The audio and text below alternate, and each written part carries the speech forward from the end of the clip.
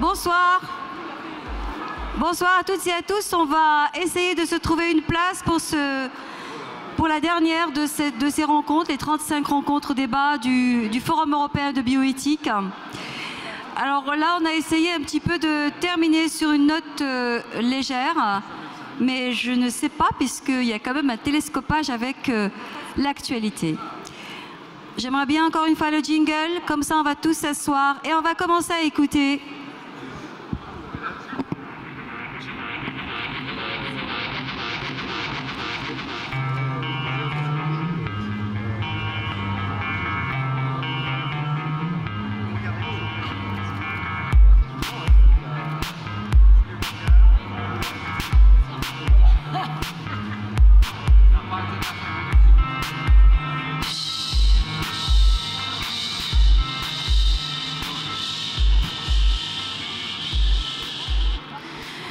Voilà, alors juste, je voulais vous signaler qu'il y a à nouveau avec nous Laurent Salle, donc qui va parler avec nous, finalement, qui va participer à cette table ronde, et il va frapper régulièrement avec ses illustrations.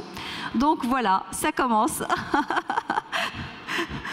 À chaque fois, donc vous verrez sur les écrans, et à sa manière, il va amener sa contribution à ces débats. Par ailleurs également, signaler que nous allons avoir, en fin de cette rencontre débat, le théâtre d'improvisation avec Marco Mayerl, et puis, je crois, une fois de plus, encore avec Camille Comparon. Tout cela avec notre partenaire, Dan Leclerc. Donc, ils vont certainement bien nous suivre, et je vous recommande vraiment de rester jusqu'au bout pour en profiter. C'est absolument délicieux. Alors, le cerveau a-t-il un sexe? Pour en parler, on a réuni un plateau qui est absolument hétéroclite. Et nous attendons même aussi la venue du rabbin René Gutmann, qui va nous rejoindre, oui, le grand rabbin, oui, qui va nous rejoindre dans à peu près une demi-heure, 3/4 d'heure. Donc, il vous prie par avance de l'excuser, mais il sera là. Le cerveau a-t-il un sexe? On se posait la question, on se disait finalement... au terme de ces rencontres débats, la question de la sexualité du cerveau, avec toute cette littérature qu'il y a autour des femmes qui viennent de Vénus et les hommes de Mars. On va essayer un petit peu de comprendre un peu plus, ou alors de dire qu'il y a un management au féminin, il y a une façon de penser au féminin et une autre au masculin. Et pour en parler, alors nous avons avec nous Catherine Vidal. Je vous laisse vous présenter à nouveau au public, nous vous avons vu tout à l'heure. Oui, bonsoir à toutes et à tous. Eh bien, je suis neurobiologiste. Je fais de la recherche fondamentale sur le cerveau à l'Institut Pasteur. Et puis avec Dorothée Broet, je vous laisse vous présenter aussi Dorothée. Vous avez écrit un livre qui s'appelle Le cerveau a-t-il un sexe? Qui s'appelle Cerveau, sexe et pouvoir. Ah, c'est mieux que ça. Ok. Dorothée, pardon. Moi, je suis biologiste de formation, mais journaliste scientifique depuis une vingtaine d'années.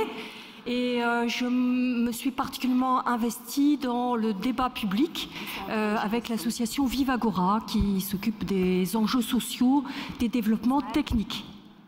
Jean-Louis Mandel. Donc moi je suis généticien et je m'intéresse particulièrement aux maladies qui touchent à la cognition, maladies génétiques qui touchent à la cognition. Gabriel André.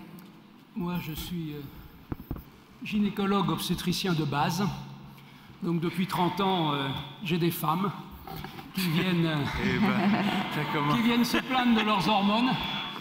Et vous verrez, les hormones des femmes peuvent retentir sur leur cerveau et ce ne sera pas toujours triste.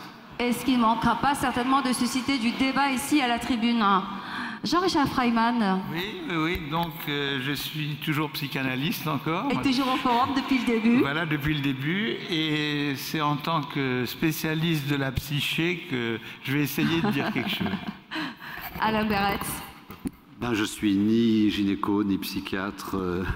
Je fus chercheur, mais je suis là en tant que grand témoin, donc non spécialiste, pour essayer peut-être de freiner les ardeurs de certains de mes voisins, et puis essayer de poser des questions que j'espère seront reprises par la salle. Voilà. Oui, et puis président de l'Université de Strasbourg. Oui, hein. mais entre autres, oui. Alors, en fait, on va partir. Donc dans notre métier, c'est vrai qu'on n'aime pas trop les évidences.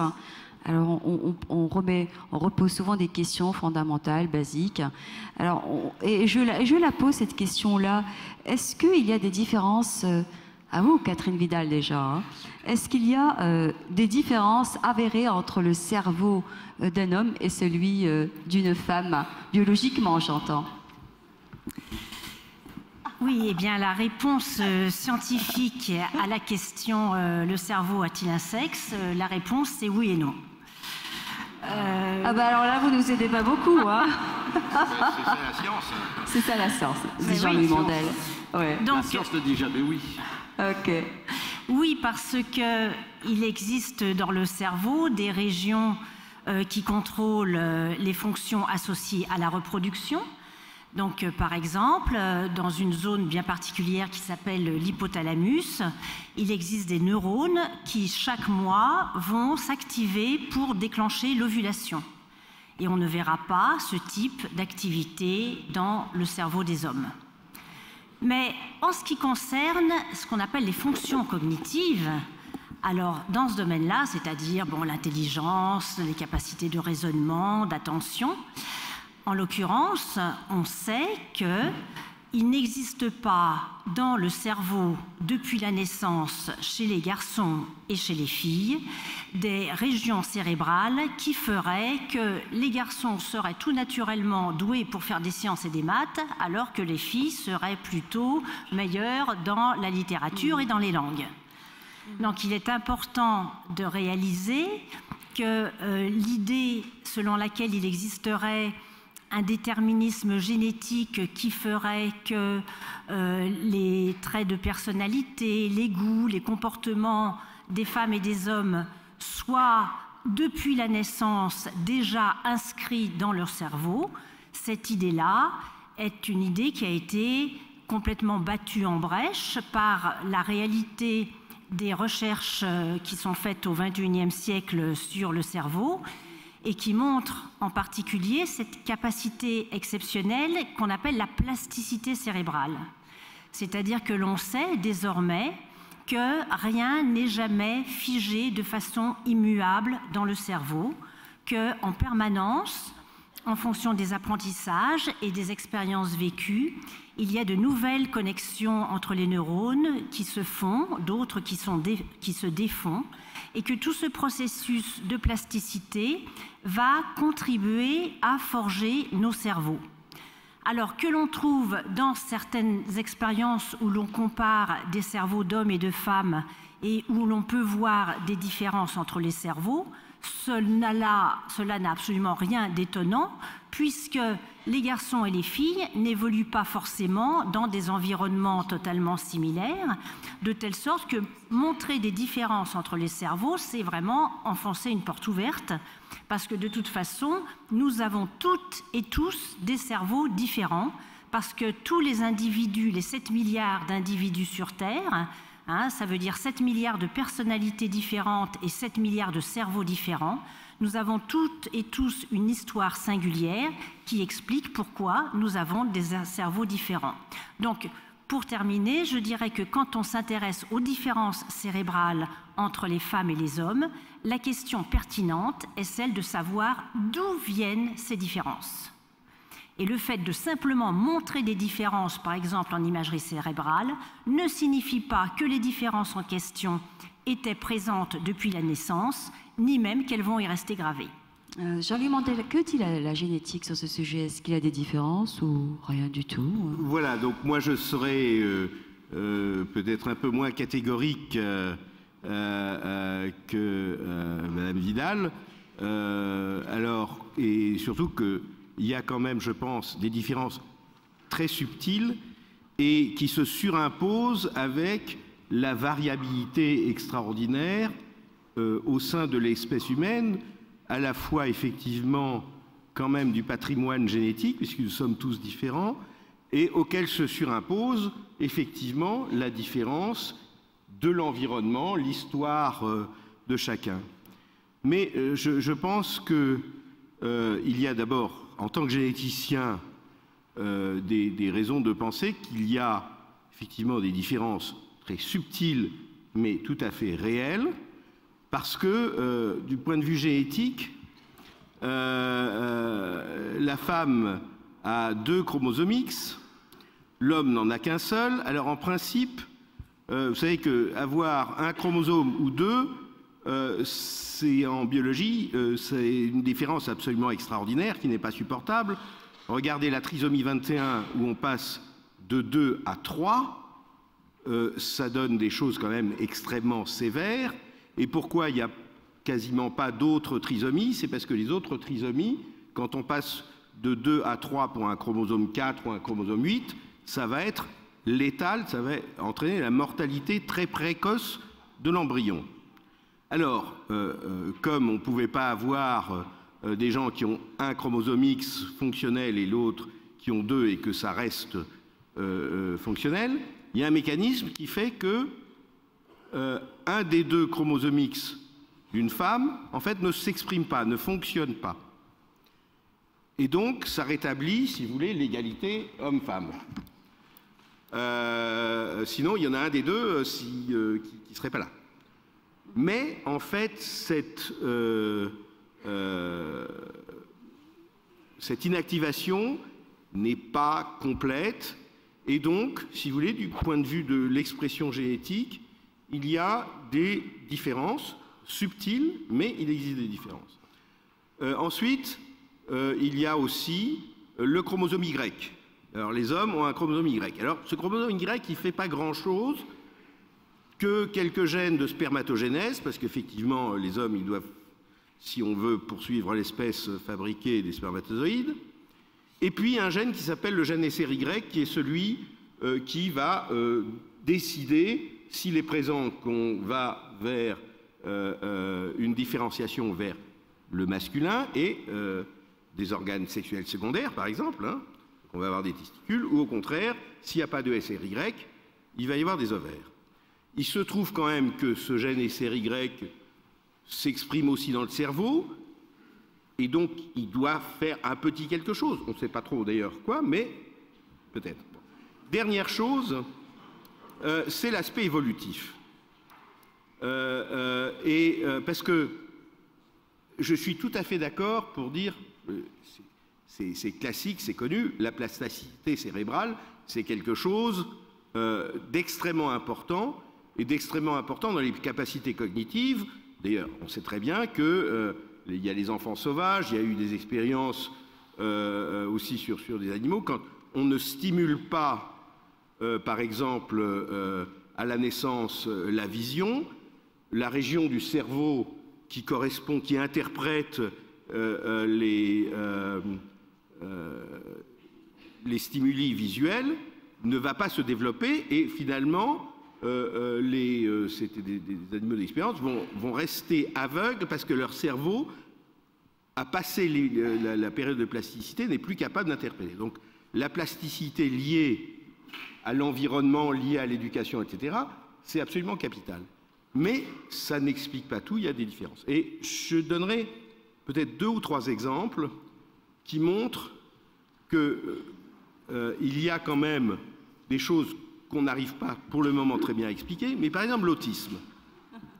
L'autisme, c'est quelque chose qui est 4 fois plus fréquent chez les garçons que chez les femmes. Et j'espère que plus personne ne suppose qu'il a été souvent dit que, n'est-ce pas, s'il y a un enfant autiste, c'est parce que la femme, la mère, n'a pas su communiquer, etc., et que c'est sa faute, qu'elle avait une pulsion de mort envers son enfant, etc. Donc on sait que, malheureusement, les enfants autistes sont souvent, dès qu'on peut le détecter, l'étaient très tôt. Et donc il y a 4 fois plus d'enfants autistes. Alors on a des explications très partielles, extrêmement partielle, et donc on ignore vraiment pourquoi. Il y a des hypothèses, mais c'est une observation. Même ce qu'on appelle le retard mental, maintenant on appelle ça la déficience intellectuelle, il y a 40% de garçons de plus qui ont une déficience intellectuelle que de filles. Donc, la différence existe, elle n'est pas toujours à l'avantage, dans les exemples que j'ai donnés, des hommes. Donc, et comme dit, elle se surimpose donc à la variabilité à la fois au départ génétique et à la variabilité de l'expérience qui va être acquise par les parents, par l'environnement. Alors j'ai envie de passer immédiatement à Jean-Richard Freiman, en fait. Ah bah oui, forcément. Parce que là, on commence à se dire, est-ce qu'on a une façon de penser différente? Est-ce qu'on a aussi une psyché différente du fait que l'on soit un homme ou une femme? C'est délicieux, tout ça. C'est délicieux comme question. Je ne vais pas tout de suite faire écho par rapport à la question de l'autisme, mais je voudrais prendre la question par un biais qui me semble très important. Je crois que j'ai revu des échanges scientifiques autour de la phrase il y a à peu près 100 ans, autour de la question l'anatomie c'est le destin. C'était aussi bien en philosophie que dans les sciences, et je crois que c'est extraordinaire que Israël Nizan, que Nadia, etc., et que M. Mandel ait réussi au fond à réactualiser ce contemporain de cette question, qui est extraordinaire, à ceci près que la différence des sexes, là, ne semble pas se poser dans les autres endroits, mais se pose au niveau du cerveau, ce qui quand même pose un certain nombre d'autres questions. Pour lancer les choses, je dirais, il y a un mot qui est revenu de ce que nous ont dit les chercheurs, qui est un mot très important, c'est le mot plasticité. Parce que cette plasticité, on la repère tout autant dans l'univers de la psyché elle-même. Alors moi, je dirais que, à la suite, en particulier de Freud, mais ce n'était pas le seul, il y avait des débats très importants, moi je dirais que le cerveau est hermaphrodite. C'est-à-dire, nous sommes tous porteurs, et ça, la psychanalyse le prouve, nous sommes tous porteurs d'une bisexualité, c'est quelque chose de très important, mais à savoir que à partir de cette bisexualité, chaque personnalité, chaque particularité, chaque singularité va avoir un certain nombre, une résultante. Cette résultante sera une résultante à majorité homosexuelle ou hétérosexuelle ou parfois bisexuelle, mais je vais dire, qu'il reste quelque chose souvent de mobile et surtout, ça je crois que c'est important, qui est en rapport avec plusieurs éléments que Israël Nizan avait mentionnés dans le pré-congrès, on peut dire, c'est-à-dire c'est là où on pourrait retrouver le rapport au langage dans lequel vous avez été pris, et donc le langage c'est aussi toutes les générations que vous avez subies, la question du rapport à la société et la question aussi des expériences, on pourrait dire, des troubles de l'autre. Et là se pose aussi toujours la question, quand fonctionne une psychopathologie des troubles, qu'est-ce qui tient à l'individu lui-même, soit à sa génétique, soit à ses conflits, mais qu'est-ce qui tient au fait qu'on est toujours aussi le passeur, des fois un mauvais passeur, des générations d'avant.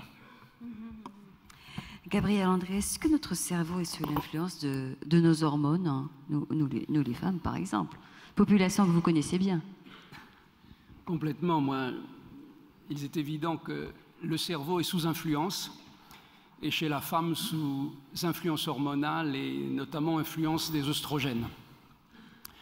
Alors, ce qui caractérise la femme, c'est qu'elle a des ovaires, et par rapport à l'homme qui a des testicules, le testicule a un fonctionnement continu et ne s'arrête quasi jamais. Ah bon? Oui. Non, il parle. N'oubliez pas, il y a des dessins. Testicule, le testicule. Non, puis il y a des dessins derrière nous. Hein. Donc, alors, les ovaires ont deux particularités quand même chez la femme. D'abord, ils ont un fonctionnement cyclique. Et ensuite, il y a un moment où ils cessent de fonctionner, c'est la ménopause. Et dans ces deux situations, c'est là que nous voyons des femmes qui ont justement, et c'est le sujet du congrès, difficulté à maîtriser leur comportement et qui viennent s'en plaindre au gynécologue. Alors, j'insisterai peut-être un peu plus sur le syndrome prémenstruel qui est peut-être moins connu que les problèmes de ménopause. Et c'est Katharina Dalton qui, en 1953, c'est une gynéco-endocrino londonienne qui a inventé ce syndrome, et on a établi complètement les bases.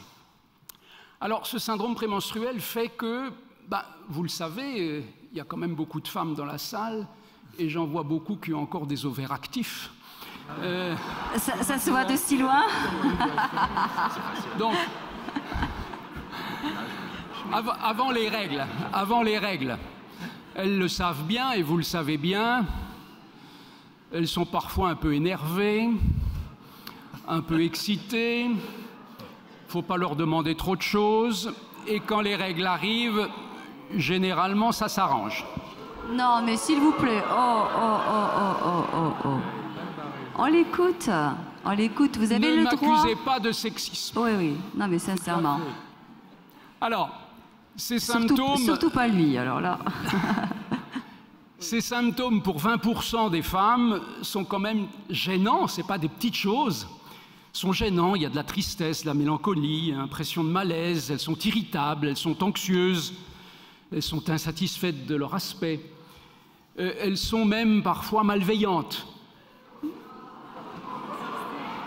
J'ai une femme, à propos de malveillance, j'ai une patiente qui, 8 jours avant ses règles, cache systématiquement les clés de voiture de son mari. Dès que les règles sont là, les clés réapparaissent. Le mari en a pris son parti, il a fait un double. Voilà. Mais voilà. Je pense que le psy est en train d'analyser la situation. Alors, oui.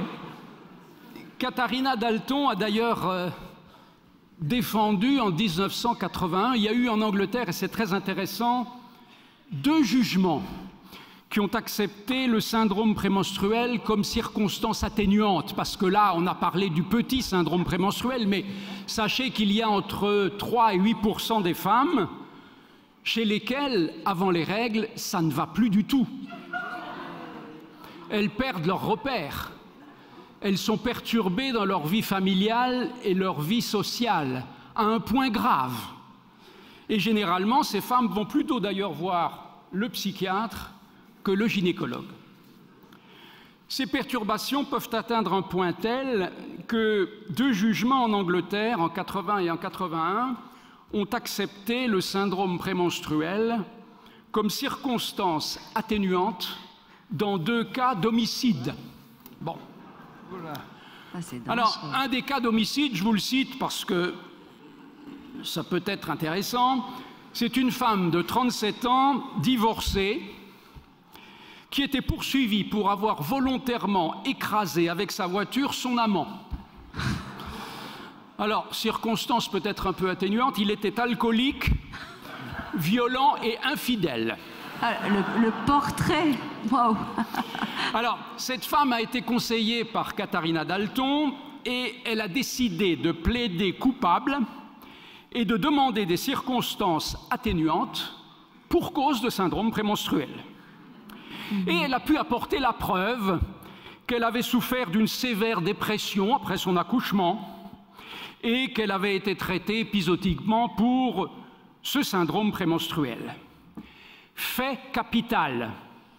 Au moment du crime, elle était à la veille de ses règles.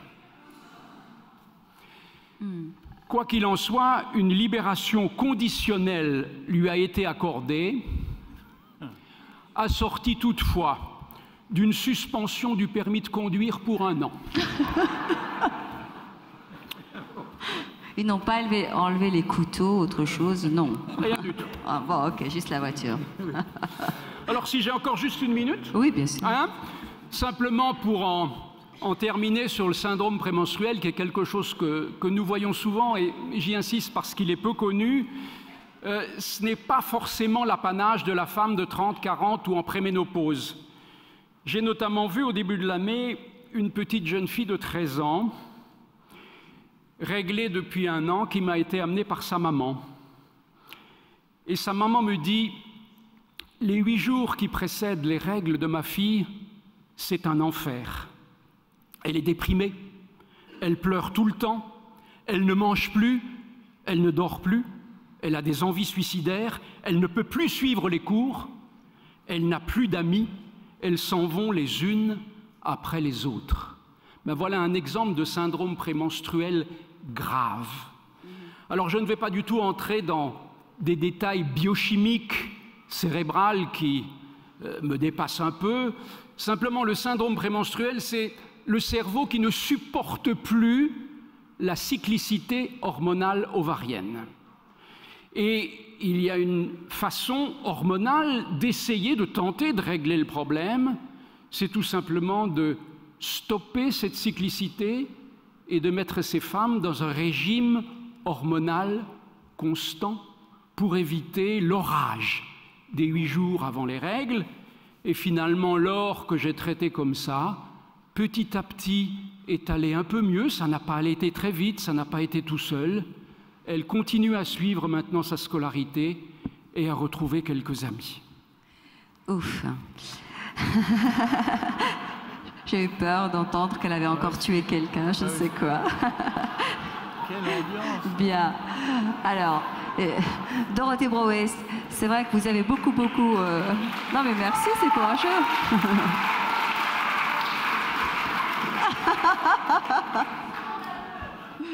Mais non, mais non. Alors, vous avez entendu ce que le docteur Gabriel André a dit, ça part sur des observations, voilà, des faits rapportés, des faits divers. En tout cas, c'est vrai que c'est quelqu'un qui suit énormément de recherches sur ce terrain-là pour voir quelle est l'influence des hormones sur nous, hein, en tout cas pour les femmes, pour essayer de comprendre. C'est pas du tout... c'est vrai que la façon dont il a amené ça, on a l'impression qu'il est un peu sexiste et misogyne, mais c'est vraiment pas le cas. Donc, mais qu'est-ce que ça vous inspire, ce qu'on a entendu à la fois dans le non, il n'y a pas de différence, dans le si, il y en a quand même, et puis finalement, il y a vraiment une forte influence des hormones. Ça inspire quoi comme réflexion? Eh ben, je ne suis pas sûre que ce soit de l'antipathie réellement, parce que si on écoute bien, oui. Il me semble qu'on entend plutôt qu'on sait bien que les femmes sont en manque, on sait bien que le manque de pénis des femmes a été bien étayé. Et là, on a tout à fait une démonstration que les hommes sont en manque et en manque d'hormones.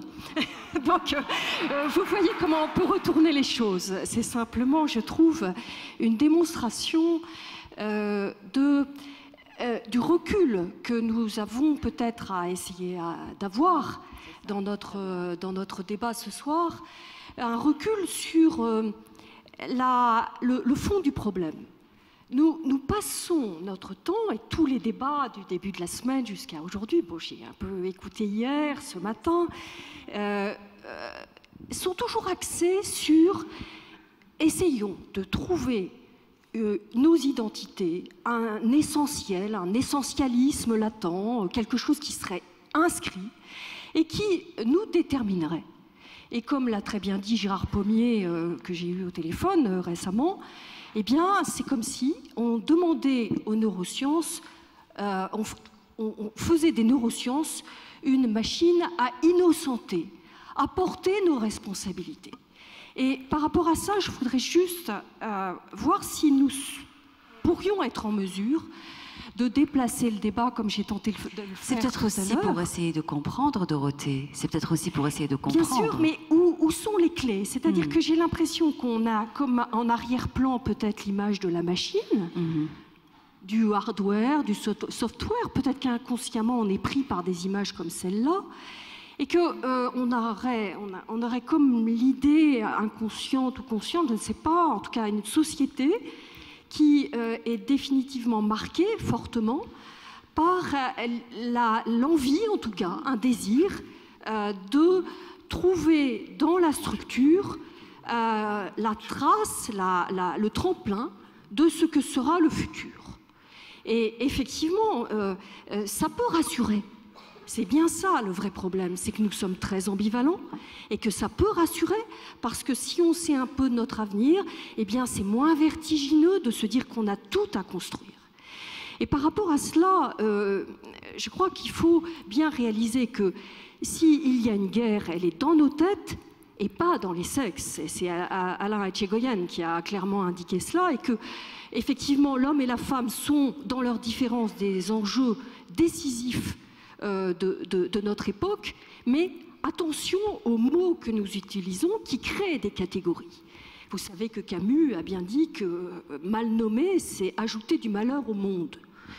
Et donc la question qui peut peut-être être creusée, c'est cette société. Encore une fois, moi j'ai toujours envie de poser la question, de renvoyer un miroir, c'est-à-dire ce que nous faisons avec le monde, ce que nous pensons de nous-mêmes et à quoi nous tenons.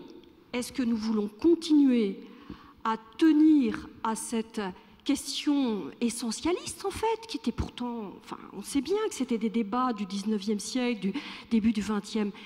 Et est-ce que nous pourrions arriver aujourd'hui à mieux comprendre que nous avons une aventure humaine, que nous avons même une aventure de société, encore plus aujourd'hui avec les possibilités de connexion, si tant est que nous voulions faire des connexions entre nous, des modes de relation véritablement, plutôt que des modes d'abstraction ou de hors-sol.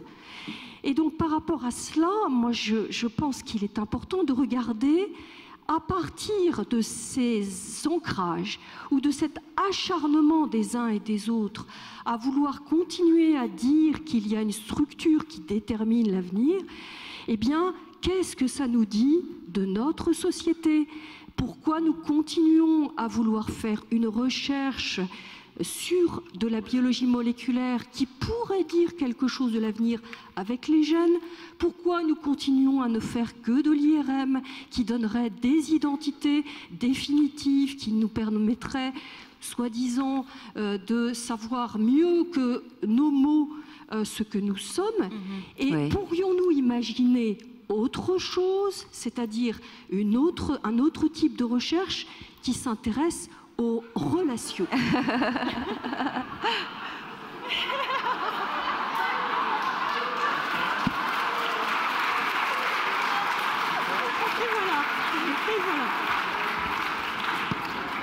C'est génial. C'est l'a dit Dorothée, c'est vrai, mais... Bon, on va essayer de reprendre nos esprits, hein. C'est vrai, mais en même temps, je trouve qu'on assiste quand même ces dernières années. Après, je vais vous donner la parole, Jean-Richard Freyman et Alain Beratz. Il y a quand même aussi vraiment une explosion de textes, de littérature, de choses autour pour expliquer les différences entre les hommes et les femmes, hein. Comme je disais tout à l'heure, les théories des hommes qui viennent de telle planète et les femmes de telle autre. Pourquoi les femmes n'ont-elles pas le sens de l'orientation? C'est parce que ceci ou cela. Telle étude qui démontrerait ceci ou cela encore, hein. Parce que c'est quelque chose qui est là, qui est de plus en plus. Et c'est pas par hasard. Simplement, j'essaye juste de dire que... Alors là, j'ai plus les lunettes au bout du nez, c'est moi ridicule.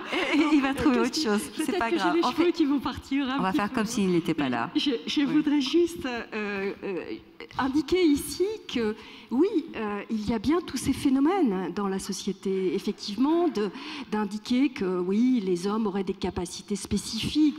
Pourquoi pas, puisque de toute façon, ils sont dans des injonctions tout petits qui fait des stratégies, qui les font aller dans des stratégies spécifiques. Donc il y a bien des traces dans le cerveau. Nous sommes une cerveau éponge, donc évidemment que les traces sont là. Donc évidemment les hommes ont des stratégies différentes des femmes et ça se voit dans leur cerveau, c'est banal de le dire.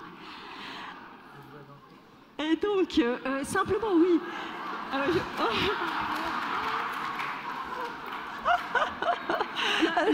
Il était là jeudi, hein, n'oubliez pas.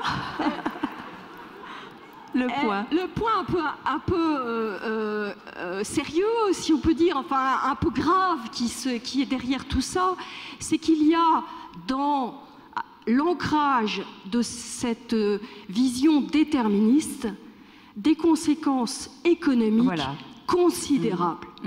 Considérables, c'est-à-dire que derrière, on va vous créer par l'idée du déterminisme des marchés pour les smart drugs, donc des drogues qui vont vous permettre de piloter votre humeur. On va vous vendre tout un tas de choses qui sont totalement ancrées sur cette vision déterministe. Ou alors légitimer des thèses et des stéréotypes. Jean-Richard Freiman. Dans l'ordre de la demande de parole. Je voulais faire écho à ce qui a été dit avant, parce qu'il y a pas mal d'hommes qui ont aussi des syndromes prémenstruels. C'est ce que Voilà. Non, ce que je veux dire, c'est que vu du côté de la psyché, il ne s'agit pas du tout de minimiser la part hormonale des choses, mais cet ensemble est pris dans un contexte du sujet et ça vient fonctionner comme un déclenchant, comme quelque chose qui est assez pratique d'ailleurs, comme rationalisation secondaire. Si vous voulez vous débarrasser de votre mari, ou bien si justement ce jour-là vous ne voulez pas ... vous pouvez toujours vous appuyer comme rationalisation sur le syndrome prémenstruel. Si vous voulez vous débarrasser de votre voisin, profitez-en aussi. C'est-à-dire, je crois que la question qui se pose, qui est très importante, c'est la différence entre la situation déclenchante et véritablement quelque chose qui serait, disons, une éthiopathogénie ou une causalité. Alors, j'en profite pour dire qu'il y a quand même quelque chose qui est très important, c'est la manière dont se pose la question du symptôme. C'est là que je rejoins un peu ce qui a été Dorothée et ses lunettes, parce que je crois que ce que nous on appelle symptôme n'est pas la même chose que ce que peut appeler un gynécologue ou un chercheur, on pourrait dire. Voilà. Et je trouve dans l'introduction, on nous a montré un truc qui était extraordinaire. La première introduction, le premier jour, c'est de dire, c'est formidable, hein, l'imagerie cérébrale, c'est génial. Il y a des couleurs partout, on trouve des trucs géniaux, mais encore faut-il savoir cliniquement ce qu'on cherche. Et ça, je trouve qu'il y a quelque chose là de la période actuelle maintenant, qui n'est pas simplement de dire les pauvres méchants cognitivistes contre les gentils analystes ou inversement, c'est que justement c'est là où il y a quelque chose non pas d'un œcuménisme, mais d'une intersection méthodologique qui doit maintenant se poser. Freud, il avait repéré quelque chose qui me semble très intéressant. Il l'a dit près de 80 ans, donc on regarde son expérience. C'est-à-dire, il se demande un peu comment se constitue au fond un symptôme. Alors il dit, dans un premier temps, un symptôme, ça a à voir avec quoi? Ça a à voir avec le fait que l'enfant, dans un premier temps, il joue, il s'amuse, il fait des choses, il a des fantasmes, il rêve d'être le roi, il rêve d'avoir la bioéthique, enfin il rêve tout ça. Et dans une grande salle avec 1000 personnes, il rêve d'être... Il te regarde, hein. Ensuite, dans un deuxième temps, il y a quelque chose qui se passe au niveau de la naissance, justement, de l'inconscient, en ce sens que tous ces fantasmes infantiles sont refoulés. Ils sont refoulés, c'est-à-dire il y a une instance qui naît, qui est une instance qui s'appelle le surmoi, comme disait Freud, obscène et féroce, voilà, c'est-à-dire Oedipe terminé, hein, quelque chose de l'ordinaire. Et à partir de ce surmoi, à partir de ces injonctions, on a parlé d'injonctions, c'est vrai, vont se créer un certain nombre de symptômes. Et ces symptômes qui vont naître, c'est ça qui est extraordinaire, c'est qu'ils rejouent, au fond, les fantasmes de l'enfance. C'est-à-dire ce que la psychanalyse va faire apparaître au moment de symptômes, pas tellement parce qu'il y a pendant la période hormonale donnée, mais parce qu'il y a répétition. C'est ça la vraie question symptomatique. C'est pas le fait qu'un jour, oh là là, je me sens pas bien. C'est qu'il y a cette répétition insistante qui cache donc un certain nombre d'énoncés infantiles. Et c'est là où il peut y avoir un autre rapport au questionnement sur le symptôme. Alain Berretz, puis Catherine Vidal. Non, je vais jouer mon rôle de grand témoin, c'est-à-dire je ne voudrais pas prendre part au débat, mais peut-être essayer de le recentrer ou de poser quelques questions. Quand même, d'abord, un petit point d'attention. Il me semble qu'on ne parle pas trop du sujet du jour, on parle de tas de choses intéressantes, mais je fais mon rôle de désagréable. Hein. C'est de dire qu'on devrait parler ce soir, le cerveau a-t-il un sexe, et on commence à parler de tas d'autres trucs super intéressants, mais il me semble qu'il faudra peut-être qu'on revienne, et je vais faire quelques suggestions après. Le point quand même... On va écouter ton point de vue, effectivement, oui. Mais oui. Je suis là pour ça, non? Il me semble. Alors le point, quand même, il y a un danger qui pourrait se faire jour aussi bien dans la salle qu'à la table, et Jean-Richard, tu viens de montrer qu'on peut faire le contraire, c'est d'opposer une vision scientiste froide qui dit qu'on explique tout avec quelques molécules et quelques gènes, et une vision éthérée et tout à fait intellectuelle, psychanalytique, quelle qu'en soit l'école, parce qu'en plus... ça peut avoir des variétés. Je crois clairement... Non, jamais. Je crois clairement l'idée, c'est quand même... Et aujourd'hui, aucune personne à la table ne pense qu'elle a l'explication. Et je crois qu'il faut faire très attention qu'on ne se retrouve pas à vouloir déterminer des explications univoques. Hein. Je crois tout à l'heure, la petite remarque sur la RMN, par exemple, me semblait... C'est très intéressant de regarder ce qui s'allume dans le cerveau, ça ne nous apprendra rien si on ne l'insère pas dans une cognition d'ensemble. Mais il vaut mieux quand même aujourd'hui qu'on voit ce qui s'allume et ce qui ne s'allume pas. Hein. Alors, si je reviens à mes suggestions de points que j'aimerais bien, moi, en tant plutôt du côté des spectateurs, entendre là, quand même, les points du début étaient intéressants. Est-ce qu'il y a, oui ou non, des maladies psychiatriques ou même d'autres types de maladies venant du cerveau qui ont, mais je crois que Jean-Louis a donné quelques exemples tout à l'heure, un déterminisme sexuel. C'est quand même intéressant, et il y avait aussi, y compris, originaire du cerveau, c'est-à-dire plutôt génétique, ou originaire des glandes périphériques, que ça soit mâle ou femelle, c'est quand même, je pense, un point qui peut intéresser tout le monde. Et le deuxième point, excusez-moi, on n'en a pas encore parlé, mais ça sous toutes les lèvres, je ne crois pas qu'on peut quitter cette salle sans casser définitivement, pardon, mais je suis énervé, les idées reçues sur cette histoire de genre qui a été véhiculée sur Internet, et qu'on arrête maintenant de faire croire que certains pourraient faire de l'éducation à travers. C'est scandaleux, je le dis nettement, et j'aimerais qu'on ait des éléments scientifiques pour montrer que ceux qui ont diffusé ce type de choses sont vraiment des gens qui... Enfin bon, pas de qualificatif. Non, c'est... Voilà.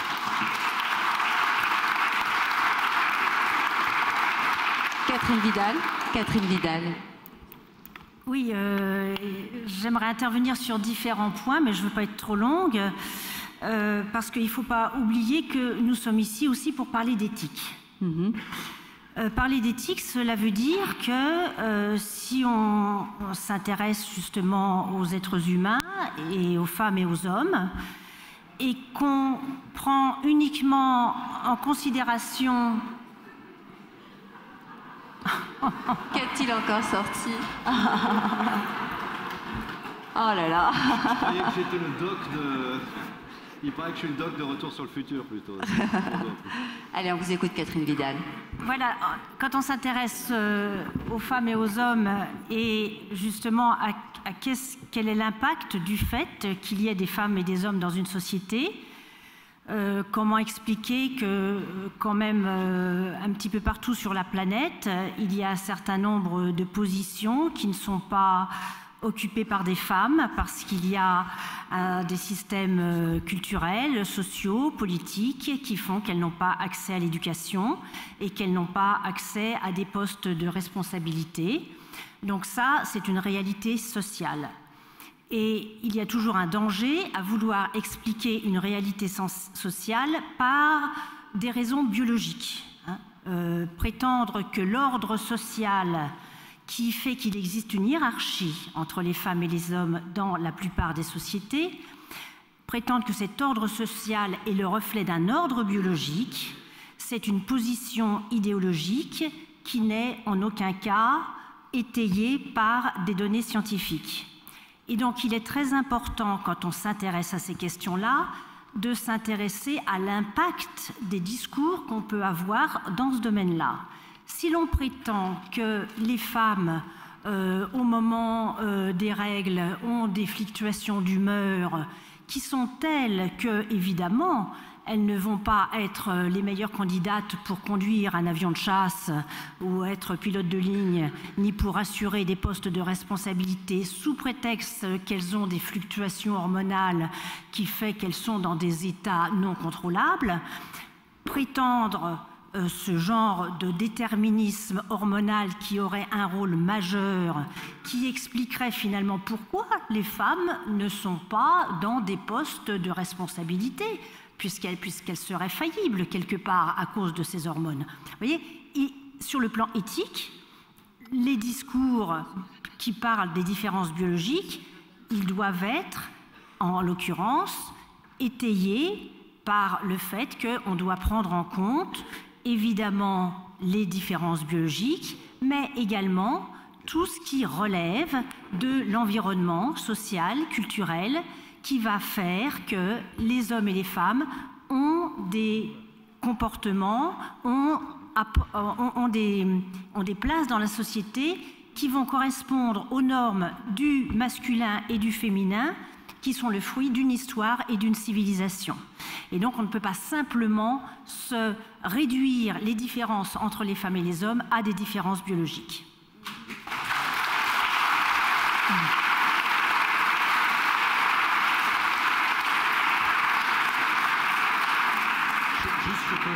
Oui, à l'inverse, et puis on va passer à la salle. Pour souligner que c'est la biologiste fondamentale qui l'a dit. Je crois que c'est très important. C'est une biologiste, chercheur fondamentale qui vous dit ça.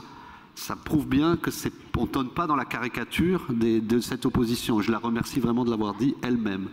Tout le monde aurait pu le dire à la table, mais c'est elle qui l'a dit.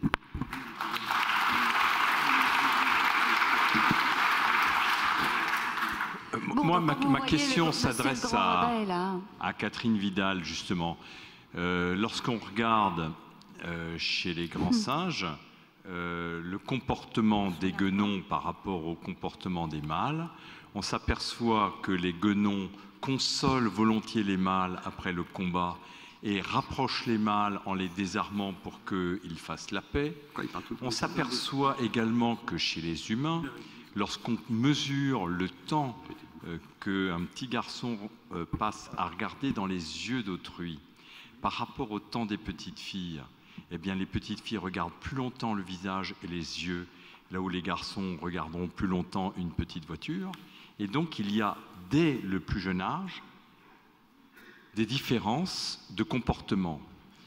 Ces différences sont profondes et en particulier, il y a des différences montrées et démontrées en ce qui concerne les capacités d'empathie des femmes qui savent mieux lire sur le visage d'autrui la dèche, la difficulté, la peine et la détresse que ne savent le faire les hommes.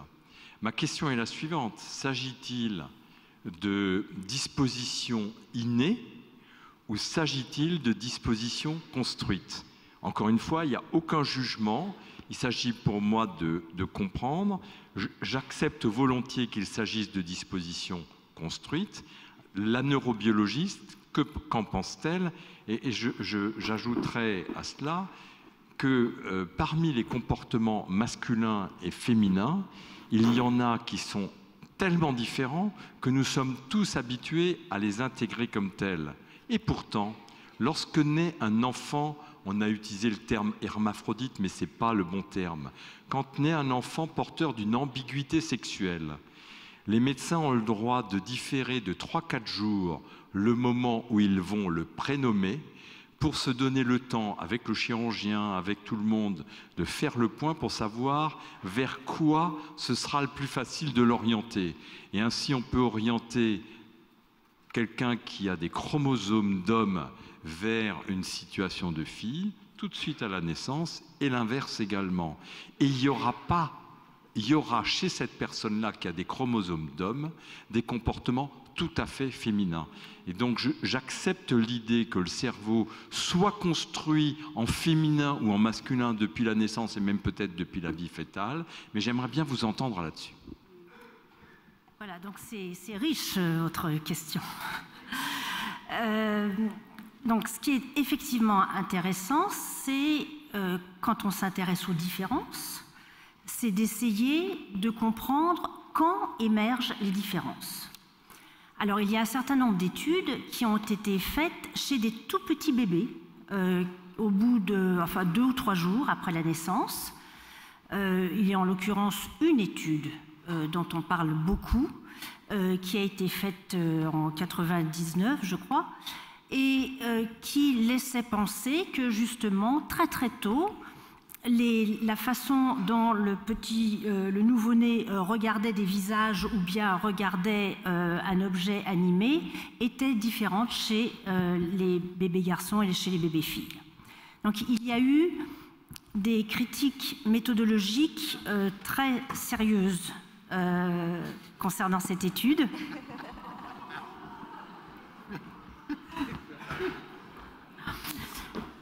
Et donc, il est important de voir que cette étude qui fait soi-disant référence, en l'occurrence, n'a pas du tout été validée par la communauté scientifique. C'est-à-dire que l'étude en question montre qu'il n'y a pas de différence entre les petits bébés nouveau-nés garçons et filles dans les temps de fixation des différents objets. Et quand on regarde de façon très précise comment les résultats ont été rapportés dans cet article, et je vous renvoie à ce sujet-là à un blog qui est hébergé par Le Monde, qui s'appelle Allodoxia, A2LODOXIA, lemonde.fr. Vous trouverez une analyse extrêmement rigoureuse de justement comment, à partir d'une seule expérience qui n'a jamais été reproduite et qui a été faite sur quelques dizaines de bébés et rien de plus, on en a déduit qu'on avait démontré qu'à la naissance, il y avait déjà des différences qui seraient le résultat d'un câblage inné du cerveau qui différencie les garçons et les filles. Donc ça, c'est un premier résultat.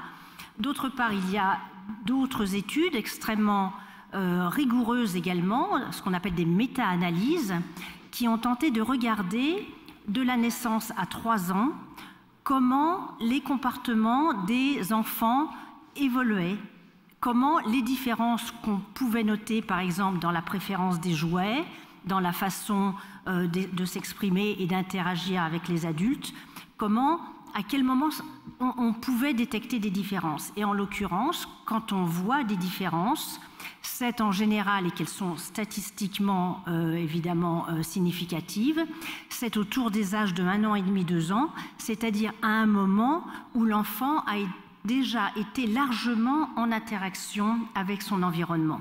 Donc ce qui est important, c'est de toujours raisonner sur des données scientifiques qui soient publiées dans des revues qui soient des revues internationales avec comité de lecture et que les études en question ensuite aient pu être reproduites. Et à partir de là, on peut avoir une discussion scientifique valide. Alors pour le grand rabbin René Gutmann qui va nous rejoindre, je vous avais dit qu'il allait venir. Hein, donc voilà, vous vous dites en fait que... S'il était venu plus tôt, ça n'aurait pas été normal. Ah, Israël, c'est toi qui le dis. Donc vous vous dites en fait sur cette question, au-delà de toute tentative qui aurait, quand on la pose, hein, qui aurait une visée idéologique, une visée mercantile, tout ce dont on est en train de parler là, ces tables rondes, vous dites elle pose une question identitaire du jeu, du moi. Oui, merci et merci pour votre compréhension en raison du retard de ma présence. Je pense en effet que cette question renvoie d'abord et toujours à la question identitaire et si vous le permettez, je voudrais introduire mes propos par une histoire chassidique. C'est d'ailleurs tradition à l'issue du Shabbat de raconter une histoire. Elle n'est peut-être pas anodine. On raconte qu'un disciple demanda un jour à son maître, Rabbi Meir de Pré-Shilan, parce qu'il se plaignait amèrement d'un concurrent qui le privait de son gagne-pain. As-tu remarqué que lorsqu'un cheval se dirige vers la rivière pour boire, il frappe sur la berge de son sabot? Sais-tu pourquoi il agit ainsi? L'homme dévisagea le rabbi, fâché de constater qu'il semblait avoir oublié le motif véritable de sa plainte. « Je vais te le dire », ajouta le rebbe. « Lorsque le cheval incline la tête sur le bord de la rivière pour boire, il envoie le reflet dans l'eau. Prenant le reflet de sa tête pour la tête d'un autre cheval, il frappe du sabot sur le sol pour faire fuir cet autre cheval et ainsi se réserver l'eau à lui tout seul. Certes, toi comme moi trouvons ce comportement ridicule. Nous savons bien que la crainte du cheval n'a pas de fondement réel et que la rivière peut abreuver bien plus que ce seul cheval. Et qu'est-ce que ce cheval idiot a à faire avec moi et avec mon gagne-pain? Demande le chassid. Ce cheval, mon ami, c'est toi.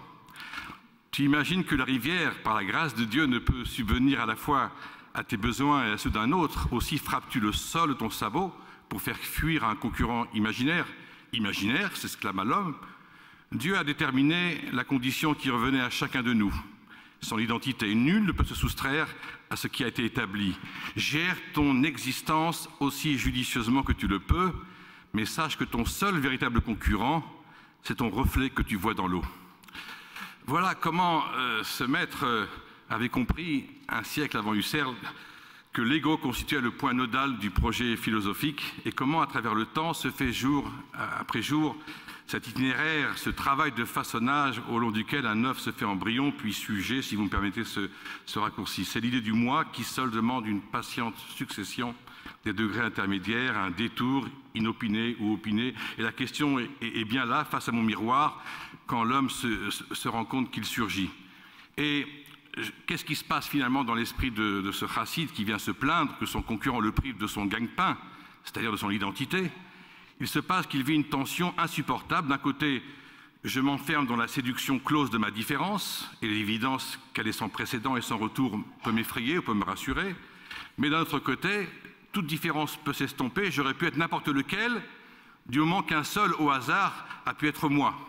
Et je dois supposer une probabilité truquée dans laquelle la suprême contingence, la chance voisine de zéro, se convertissent en suprême nécessité.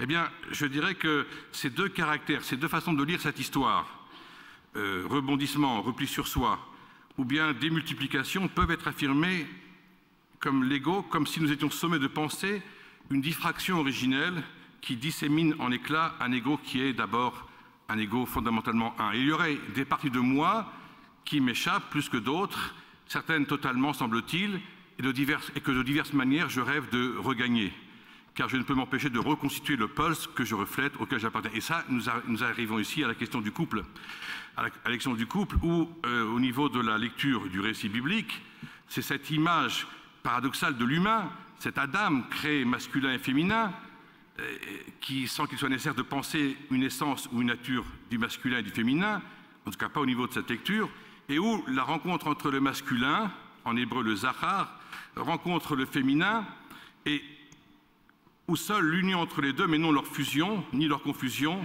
mérite, selon la Bible, ce terme de Adam, dans la mesure où l'un comme l'autre doivent se souvenir, c'est ça le terme de Zecher, de leur incomplétude. Pardon, on a oublié de vous dire, nous avons avec nous un illustrateur. Il dit, c'est normal. Mais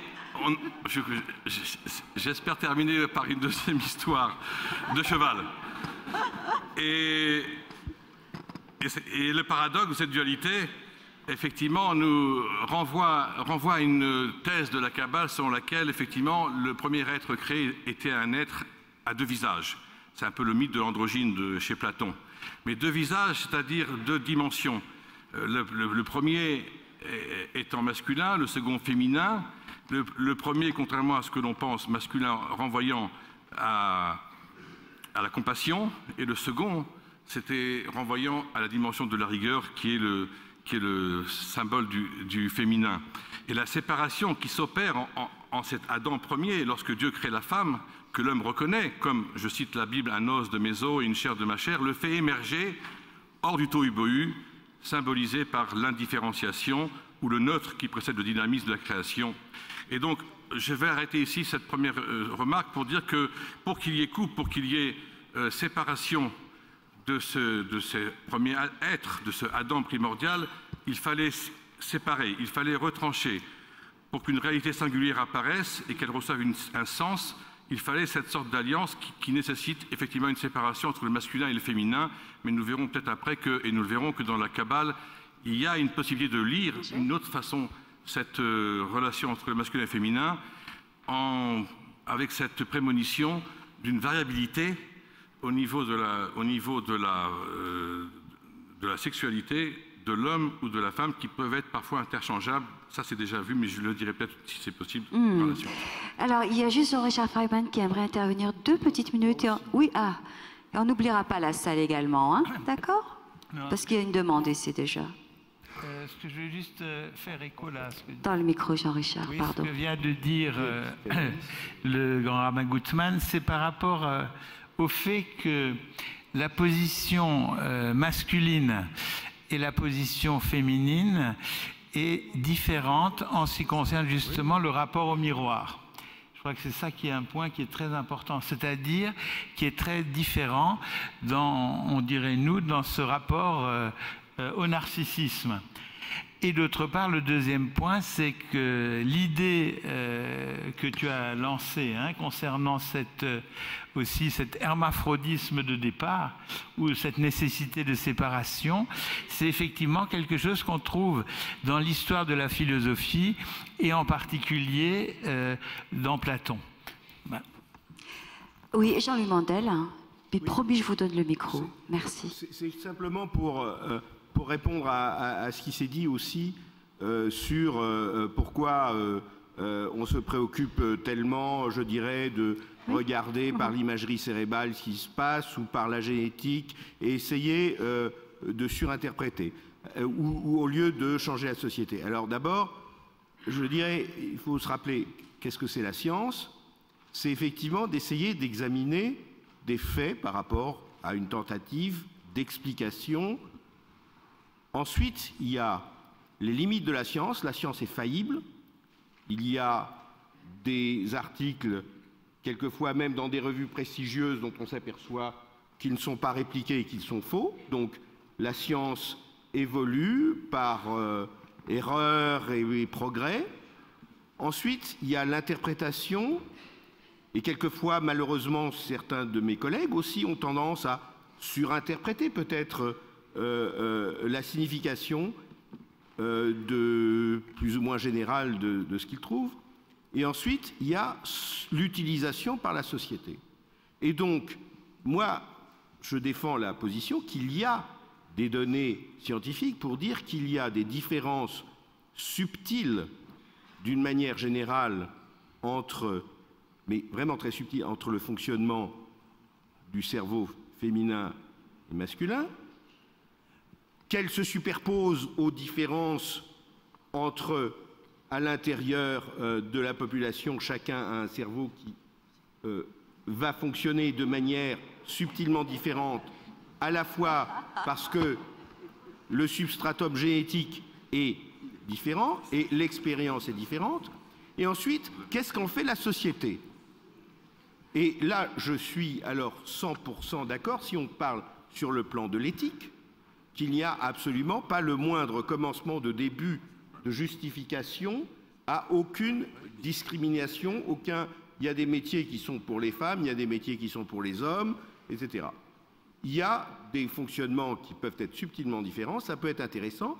Et puis, il faut se rappeler quand même que, d'ailleurs, c'est un grand biologiste qui avait dit rien n'a de sens en biologie si on ne le prend pas dans le compte de l'évolution. Et dans le compte de l'évolution, nous sommes des mammifères et nous dépendons donc de cette évolution, notamment donc des mammifères.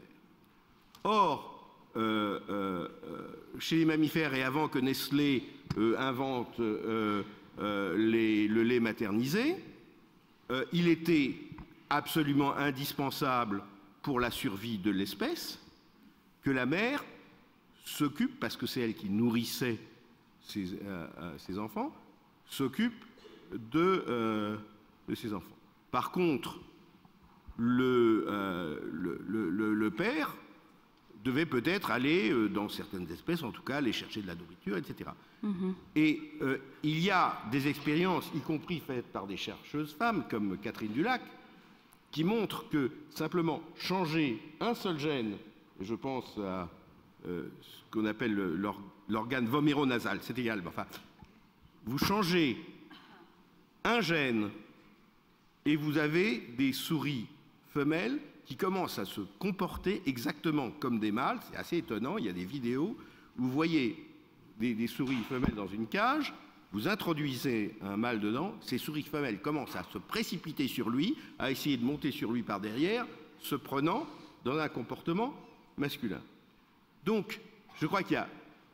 La science a pour but de déterminer effectivement est-ce qu'il y a des mécanismes, comprendre ces mécanismes, à savoir la validité ou la généralité de ce qu'on a, de ne pas le surinterpréter, et ensuite le problème de l'application éthique, etc., est un problème, je dirais, complètement différent, en ce sens ça, que le scientifique n'a pas à dire, et en tout cas, la seule chose qu'il a à dire, c'est qu'il n'y a rien dans la science que l'on connaît qui justifie quelque discrimination que ce soit. Mais ceci dit, alors quelquefois il peut y en avoir. Par exemple, je vais vous dire, je suis génétiquement colorblind, ok, daltonien. Donc je ne peux pas être pilote de chasse et électricien. Voilà, c'est comme ça, mais tout le reste, je peux le faire. Alors on passe tout de suite à la salle et on va essayer de prendre plusieurs questions. On attendait ici Israël depuis tout à l'heure.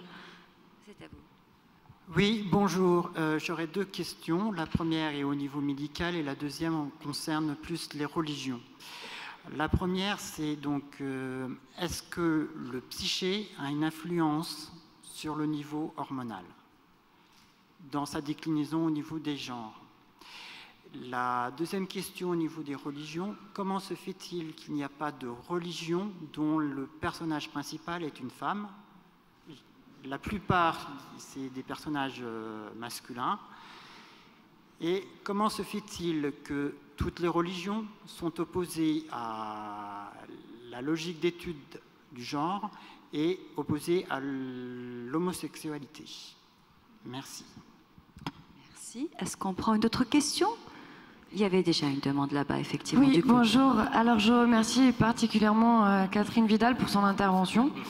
Je trouve que c'était un excellent point de vue scientifique. La science présente toujours des limites, on est d'accord, mais ça reste quand même quelque chose qui s'affranchit des stéréotypes et des préjugés. Il faut rappeler qu'en neurosciences, on a une capacité extraordinaire qui est d'utiliser les stéréotypes. Ça nous facilite le traitement de l'information. On a aussi des biais cognitifs comme les biais de confirmation qui fait qu'on va chercher des informations qui vont justifier ce qu'on a déjà comme schéma dans la tête. Et je trouve ça très intéressant de pouvoir avoir un débat entre science et quelque part conscience et éthique pour avoir ces deux côtés, où on s'affranchit quelque part aussi du côté humain, où on récupère ce biais de confirmation qui fait qu'on est sans cesse influencé. Alors la question que je voudrais vous poser, c'est au regard de toutes les études, est-ce qu'il est possible de faire changer ce biais de confirmation? Comment la science, en fait, pourrait aider à faire changer, évoluer ces mentalités? Merci. Est-ce qu'on en prend une autre, Israël, ici? Parce que j'en ai trois. Hein. Non, c'était d'abord vous, madame. Merci. Vous parlez du fonctionnement du cerveau, c'est extrêmement intéressant, bien sûr. Ma question porte sur les émotions. C'est peut-être à côté ou pas, je ne sais pas. Et ma question, c'est, en termes d'émotions, est-ce qu'il y a des façons d'imprimer le cerveau qui sont différentes de la part des hommes et des femmes, ou de restituer des émotions, ou de les exprimer? Et la deuxième partie de la question, c'est, est-ce que, à partir de ces éléments, il y aurait, en termes de fonctionnement de la société, d'éthique, de légitimité ou de marché, des conséquences qu'il nous faudrait étudier? On vous laisse commencer à répondre ou apporter votre point de vue ou un commentaire. Oui, moi, j'essaierai de répondre déjà à la question au niveau de la figure du féminin dans les religions, figure prétendument absente. Alors, je répondrai, si vous permettez, à travers une lecture de la Kabbale de la Bible. Parce que j'ai découvert que, sans que la Kabbale puisse avoir imaginé ce qu'on appelle la plasticité cérébrale, ni avoir pensé à la variabilité individuelle dans le fonctionnement du cerveau, elle nous a enseigné que lorsque Sarah a entendu l'ange dire qu'il reviendrait dans un an et qu'il y aurait pour elle un fils, et non comme ça avait été promis à Abraham, un fils pour lui, elle a compris que ce fils aurait, dit le Zohar, une âme féminine et ne pourrait pas engendrer. C'est pourquoi elle a ri d'avoir espéré en vain, mais au moment où Abraham, ajoute le Zohar, leva le couteau pour offrir son fils, c'est-à-dire après l'épreuve, les maîtres nous disent que l'âme d'Isaac, qui était féminine, le quitta et qu'une nouvelle âme masculine vint la remplacer. Et voilà pourquoi il a fallu attendre cette épreuve, la ligation d'Isaac, pour qu'il rende son âme encore féminine et la retrouver dans une dimension masculine. Les versets du 2e chapitre de la Genèse auxquels j'ai fait allusion, qui décrivent la création de l'homme et de la femme, lus par la Kabbale, relatent en vérité les étapes. Alors, pour la Kabbale, évidemment, ce n'est pas les étapes du voyage du cerveau, c'est les étapes du voyage de l'âme, de sa descente ici-bas, de sa séparation en deux parties, une masculine et une féminine, de la reconstitution d'une certaine unité, brisée grâce au mariage, mais elle ne décrit pas la création matérielle de l'homme et de la femme au sens ordinaire, ni à la situation générale et commune de tous les hommes ou des femmes, mais d'un processus de formation, de scission, de reconstitution. Et la création de l'homme signifierait pour le kabbaliste l'élaboration d'un être idéal, mais où effectivement il peut y avoir une sorte d'interaction entre la dimension masculine et féminine, et finalement on ne peut pas dire que Sarah était, à travers la lecture de la Kabbale, ou Abraham, l'un était plus masculin ou plus féminin que l'autre, puisque il y avait constamment une sorte de reconstitution d'une unité qui était au départ bisexuée, dans sa forme androgyne, et c'est l'enjeu principal pour la Kabbale du mariage. Et donc, il n'est donc d'âme aboutie, j'ose pas dire de cerveau abouti ici, que mâle et femelle en même temps. Et le sexe devient du coup, dans l'optique de la Kabbale, un séparateur qui instaure une dissociation dévastatrice entre deux moitiés qui étaient faites pour être unies. Mais la sexualité comme désir d'union amoureuse, la tentative de surmonter les dégâts causés par sa dissociation primaire, ça c'est une autre affaire. Donc l'âme pour la Kabbale, je termine ici, l'âme pour la Kabbale ne serait pas porteur d'une identité sexuelle unique. Donc ça répond un peu à votre question. Vidal, Jean-Richard Freiman. Je signale juste que Catherine Vidal et Dorothée Breuès devront partir. Vous m'avez dit à quelle heure déjà? À 8h moins le quart, ça va, on a le temps. On vous écoute, Catherine. Oui, quelques mots sur les questions liées au rapport entre le psychisme et les hormones, en ce qui concerne aussi les rapports entre raison et émotion. Toutes ces notions où on sait bien que la façon dont les femmes et les hommes dans une société vont justement exprimer leurs émotions sont le reflet d'un environnement social, culturel, qui va faire qu'à nouveau il y a des normes pour que les petites filles, elles auront plus facilement l'autorisation, je dirais, de montrer qu'elles sont un petit peu timides, elles sont effrayées par un certain nombre de choses, alors que les garçons, ils doivent montrer dès le plus jeune âge qu'ils sont des petits bagarreurs qui n'ont peur de rien. Donc, il y a bien évidemment un ensemble social, culturel, qui va influencer les comportements. Sur le plan neurobiologique, on peut se poser la question, est-ce que, justement, il existerait des situations où les hormones jouent un rôle prépondérant, où les émotions jouent un rôle prépondérant au détriment d'un certain type de comportement qui serait plutôt associé à un raisonnement. Voilà, monsieur le rabbin. À chaque fois.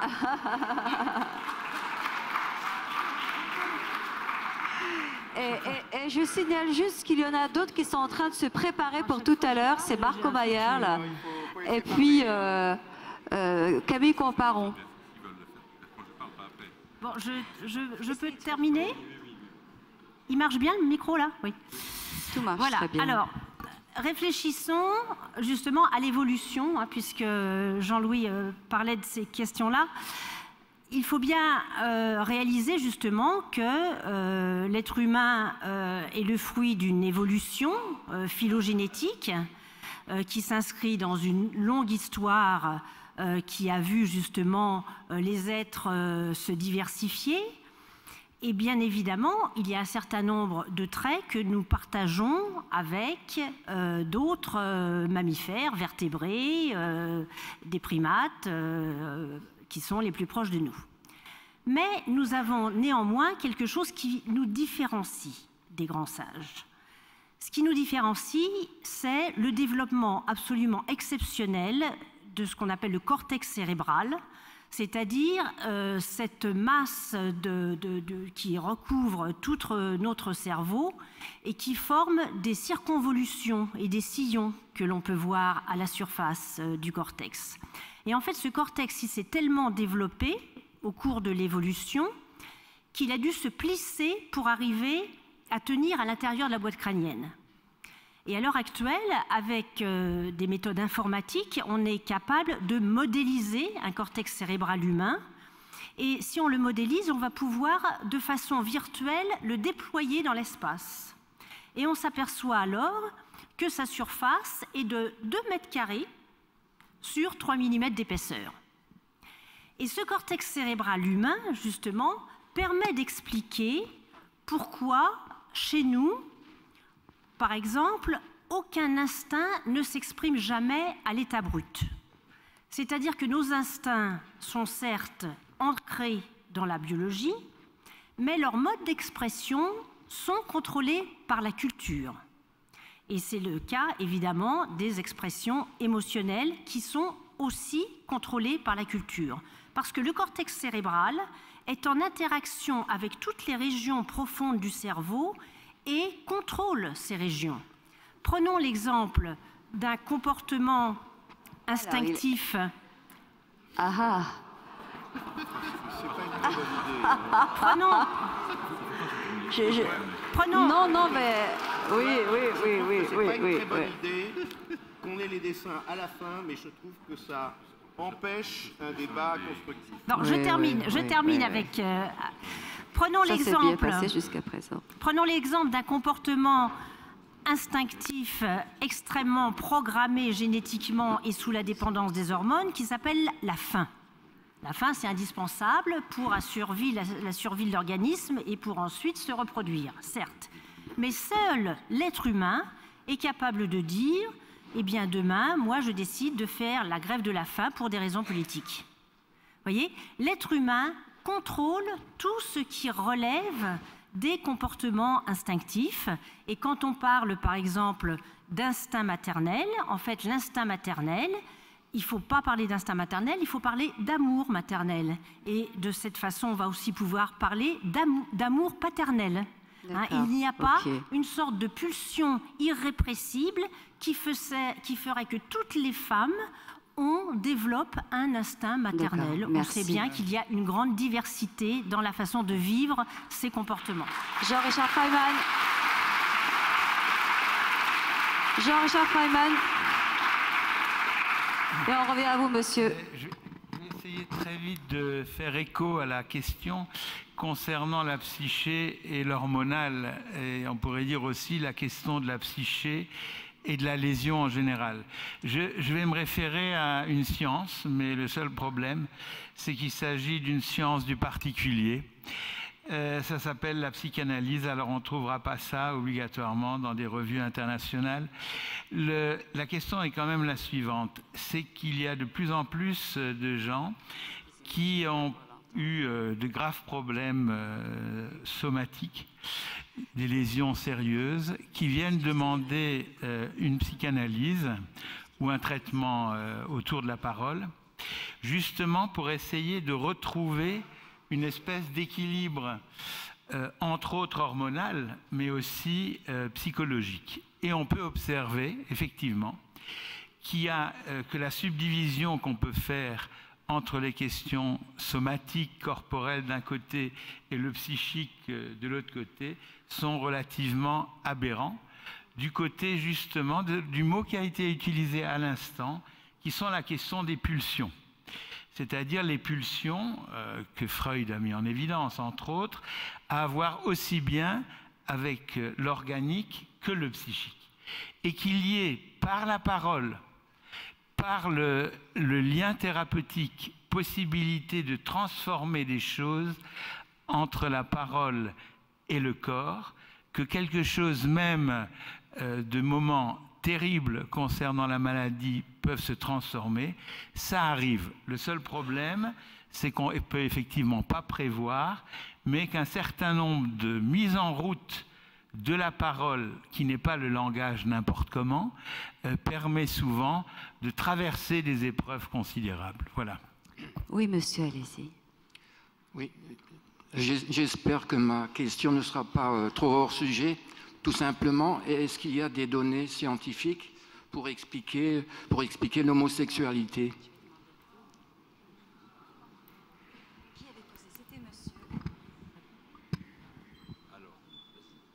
On va vous donner une autre question. Denis Mater, médecin radiologue.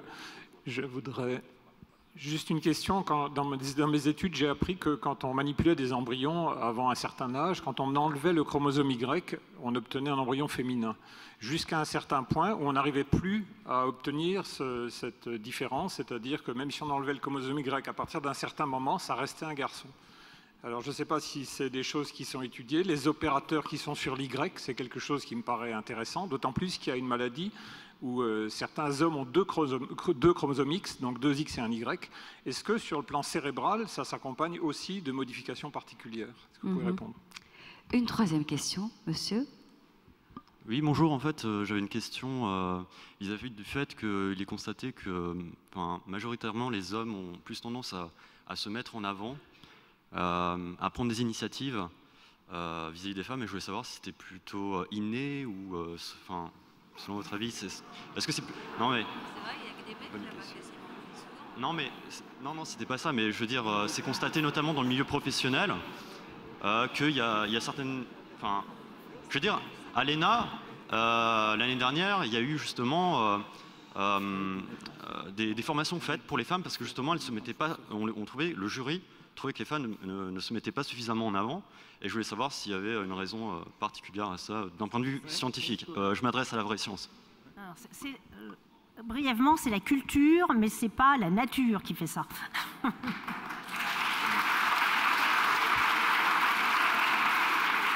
Sur le double X. Oui, je peux répondre. Je crois qu'il faut cesser de mettre complètement de dire tout est culture ou tout est biologique. Effectivement, l'homme a une influence de l'environnement absolument majeure, mais il reste quand même toujours qu'il agit sur un substratum biologique. En ce qui concerne effectivement sur l'Y, il y a un gène de la détermination sexuelle qui intervient très tôt au cours du développement. Donc c'est à ce moment-là qu'il doit intervenir. Plus tard, s'il n'était pas là, il peut plus faire son job. Donc si vous voulez, c'est effectivement, ça c'est une chose. Effectivement, les patients qui ont ce qu'on appelle le syndrome de Klinefelter, donc 2XY, pris en groupe, et comme dans tout groupe humain, il y a toujours des différences à l'intérieur d'un groupe, mais effectivement, ils peuvent avoir, du point de vue psychologique, etc., bon, ils sont stériles aussi, mais des petits problèmes d'adaptation sociale psychologique, mais parce qu'effectivement, ils ont 2X plus un Y, donc c'est pas exactement ce qui a été adapté. Donc voilà, ça c'est pour répondre à la question. Il y a des différences, mais qui sont relativement subtiles et avec, comme dit, des différences entre individus. Sur l'homosexualité. Oui, enfin moi je voudrais encore une fois réinsister sur le fait que on est toujours en train de regarder les identités. Et de ce point de vue-là, Monsieur le Rabin l'a bien souligné. On a une valorisation de nos sociétés des rôles qui sont, je parle le premier, vous voyez bien qu'on a aussi une monnaie qui valorise un certain nombre de PIB, enfin il y a toute une organisation qui est là, et il me semble important de souligner qu'il y a peut-être à se questionner sur la valorisation d'autres choses et d'aller vers des rôles qui sont aujourd'hui assumés par les femmes, qui sont de plus en plus assumés par les hommes, parce que effectivement, il y a peut-être une puissance dans la vulnérabilité. Il y a peut-être une force à être vulnérable, puisque la nature montre qu'en étant vulnérable, on est particulièrement capable d'évoluer. Donc tout ça est toujours à voir de manière un peu subtile. Et moi, il me semble que dans la question des faits regardés par les scientifiques, il y a quelque chose qui n'est pas neutre du tout, c'est-à-dire que bon, oui, la démarche scientifique, c'est bien d'analyser les faits, mais quels faits sont choisis? Qu'est-ce qu'on choisit comme objet? Et encore une fois, est-ce qu'on va continuer à regarder, à s'acharner sur l'identité, ou est-ce qu'on va traiter une question beaucoup plus stimulante, beaucoup plus riche, de l'entièreté de l'être au monde, qui est la relation, et il y a une écologie humaine possible, il y a un travail dans le domaine environnemental qui est de passer d'une biologie moléculaire des organismes à de l'écologie. Je ne vois pas pourquoi on ne pourrait pas avoir la même chose dans le domaine de l'étude de la physiologie humaine. Bon, moi je voudrais intervenir sur la question de l'homosexualité. En 1991, a été publiée dans une revue américaine très prestigieuse qui s'appelle Science, une étude qui comparait les cerveaux de personnes homosexuelles et hétérosexuelles. Il y avait des hommes homosexuels, hétérosexuels et des femmes. Et l'étude en question avait été faite sur des cerveaux conservés dans le formol qui avaient été coupés en tranches. Et elle montrait, il y avait simplement une vingtaine de personnes qui avaient été comparées, et elle montrait qu'une région du cerveau, justement le fameux hypothalamus, il y avait une différence de moins d'un dixième de millimètre entre le cerveau des hommes homosexuels et des hommes hétérosexuels. Moins d'un dixième de millimètre, c'est simplement quelques dizaines de neurones, ce qui est évidemment bien peu par rapport aux 100 milliards de neurones de notre cerveau. Et le problème a été que les auteurs de cette étude en ont conclu que leurs travaux montraient qu'il existait une base biologique à l'homosexualité. Ce travail n'a jamais ultérieurement été reproduit par quiconque, et jamais il n'y a eu de démonstration qu'il y avait une raison de cause à effet entre des différences anatomiques et des différences dans l'orientation sexuelle. 2 ans après, en 1993, il y a eu un autre article toujours paru dans Science prétendant avoir démontré l'existence d'un gène associé à l'homosexualité. À nouveau, ces travaux n'ont jamais été reproduits, ils ont même été démentis à plusieurs reprises. Et donc là, vous voyez, on touche de près les questions des rapports entre science et société. Pourquoi, à une certaine époque, il y a eu autant de travaux portant sur ces questions-là? En l'occurrence, ces travaux venaient des États-Unis. Dans les années 90, nous étions en plein dans l'épidémie de sida parmi les milieux homosexuels. Et il y avait certains courants qui avaient plutôt tendance à vouloir invoquer une raison biologique à leur homosexualité, ce qui aurait permis peut-être d'obtenir un statut de minorité, comme ça se trouve aux États-Unis, qui leur aurait permis d'avoir un remboursement des soins, en disant, bah voyez, on est né comme ça, c'est pas de notre faute, il faut donc qu'on puisse avoir cette reconnaissance et être remboursé quand on est victime du sida.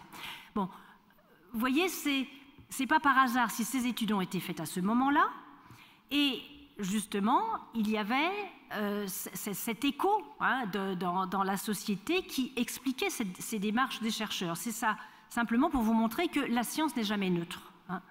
La science, ça s'inscrit forcément dans un contexte culturel, social, historique, économique, politique, qui fait qu'à certains moments, il y a certaines thèses qui vont être défendues et à d'autres moments, on aura d'autres thèses qui seront mises en avant. Jean-Richard Freyman. Oui, juste pour dire qu'il y a une double question que je voudrais répondre en quelques mots.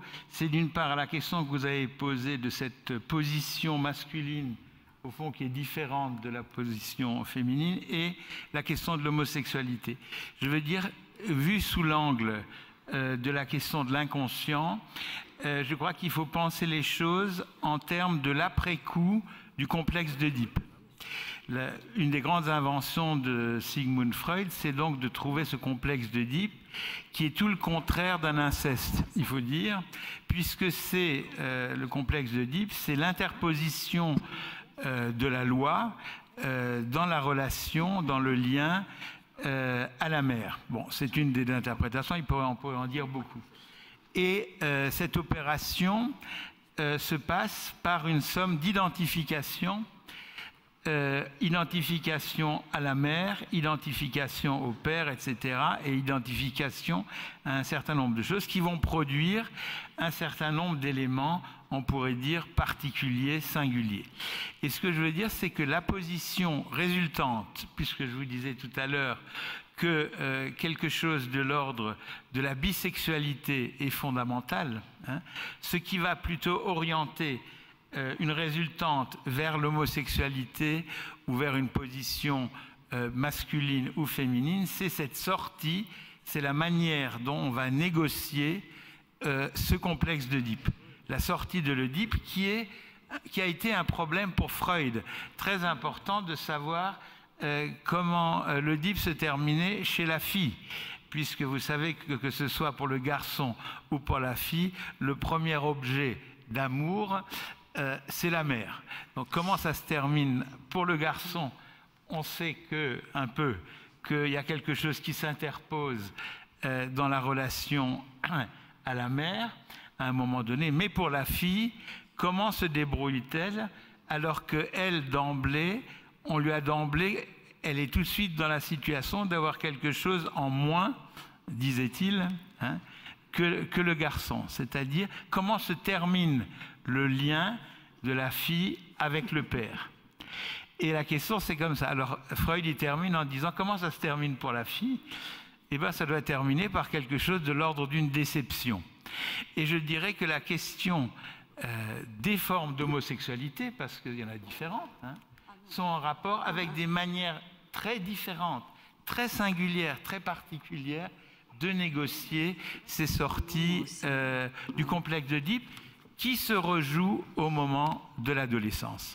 Alors, je voudrais terminer juste sur un point, parce que là, quand vous posez la question, vous avez rouvert un texte que Freud avait écrit justement sur la question de la différence des sexes, on y est en plein, où il différenciait les fantasmes des garçons, des petits garçons, des fantasmes des petites filles.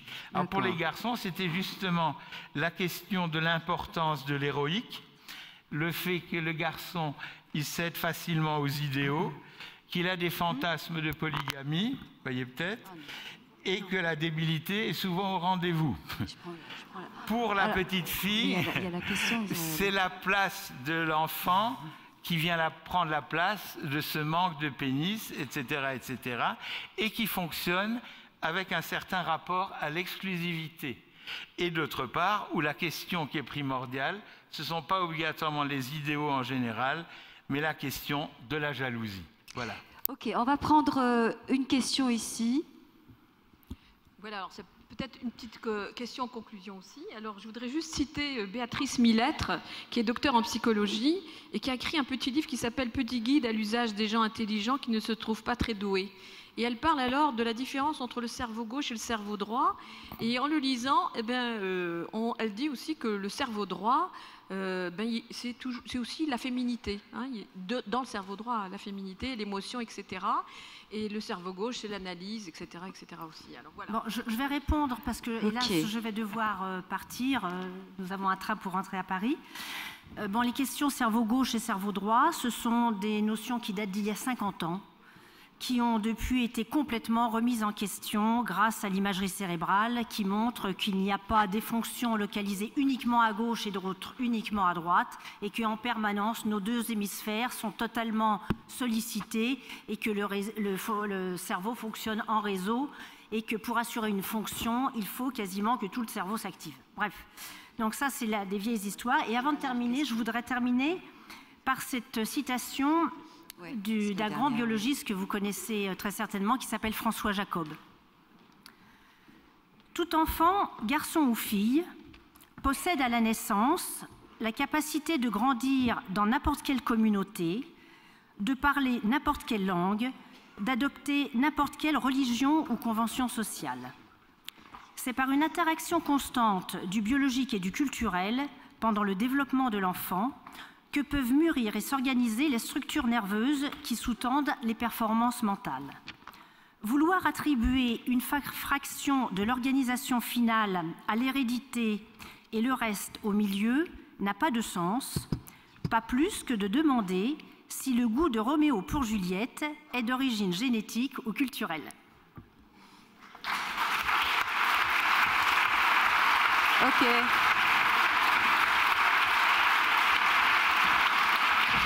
Alors, on en a deux qui demandent la parole depuis un moment. Il faut vraiment qu'on la leur donne. Et puis, Laurent aussi, tu peux te lâcher. Tu sais, tu n'es pas brimé. D'accord? Alors, on en a deux qui demandent la parole depuis un moment. Est-ce qu'on leur donne Israël? Ok, bon, bah alors on y va. Madame, monsieur, c'est à vous. Je ne sais pas où vous êtes. C'est à vous. Le son. Voilà. Le son va venir, ne vous inquiétez pas. Voilà, bonjour.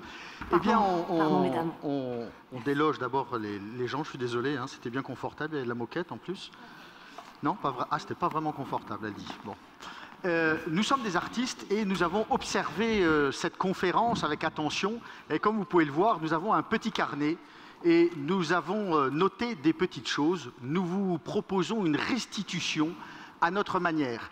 Imaginez un couple qui aurait assisté à cette conférence et qui rentrerait à la maison, tout simplement, après. Voilà. Alors, mademoiselle, je peux vous mettre à contribution juste? Venez, venez, venez. Vous n'avez pas besoin de faire grand-chose, c'est juste, vous êtes la babysitter et on va juste vous renvoyer, c'est tout. Voilà. Le couple rentre à la maison. Bonjour, Sophie, ça va? Tout s'est bien passé? On se fait la bise? Non, mais ça va. Ils ont bien mangé? Parfait. On n'a pas de monnaie, on vous paiera la semaine prochaine. Hein? Voilà. Merci beaucoup. Merci beaucoup, Sophie. Merci beaucoup d'être passée, merci. Passer par la porte, c'est mieux. Voilà. J'aurais pu la ramener, hein, sinon. Non. Ah, d'accord. Tiens, je me demande où sont les clés de voiture.